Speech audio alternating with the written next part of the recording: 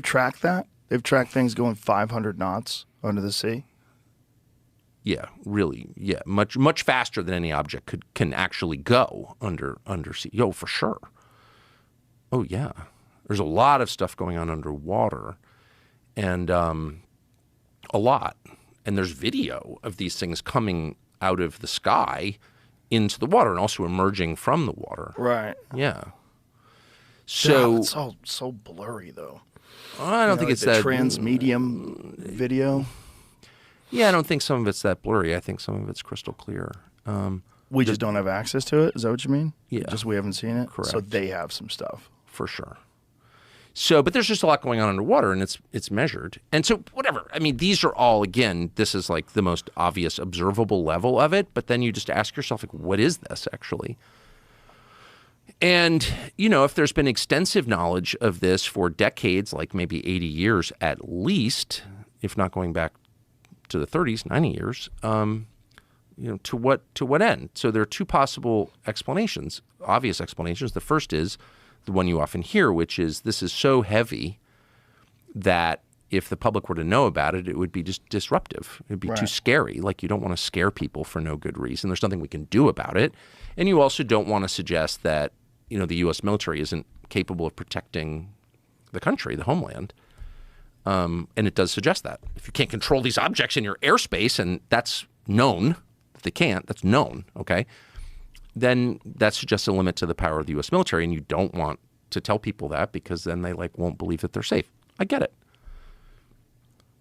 But then there's a deeper level, which is like, okay, what's your relationship with these things? What is the U.S. government's relationship with these things?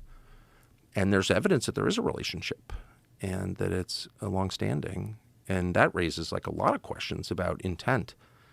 And so what is that? And I just personally decided, and people have been hurt by these things. That's a fact. That's a fact. It's a knowable fact. It's a provable fact. And killed. And I'm not saying millions of people have been killed by whatever these things are, but people have been killed, and it's known because it's working its way through the courts out of the VA. So I don't know, an object that is by definition supernatural, it's above the laws of nature as we understand them, and that has resulted in the deaths of people. We don't spend enough time thinking about what that adds up to. Not good, actually, not good.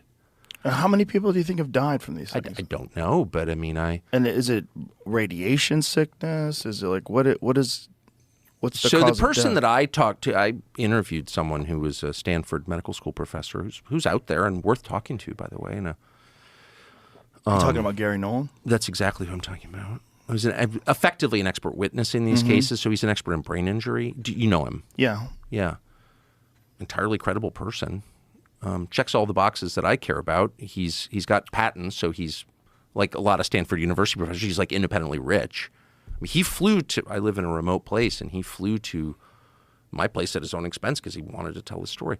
So he's got no profit motive here.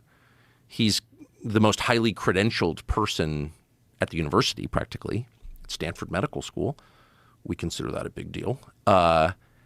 And he's worked on this for over 10 years, assessing the injuries to U.S. servicemen from being in close proximity to these objects or having contact with these objects. And his conclusion, as you know because you've talked to him, is that there's some kind of energy coming off here that scrambles people's brains or kills them.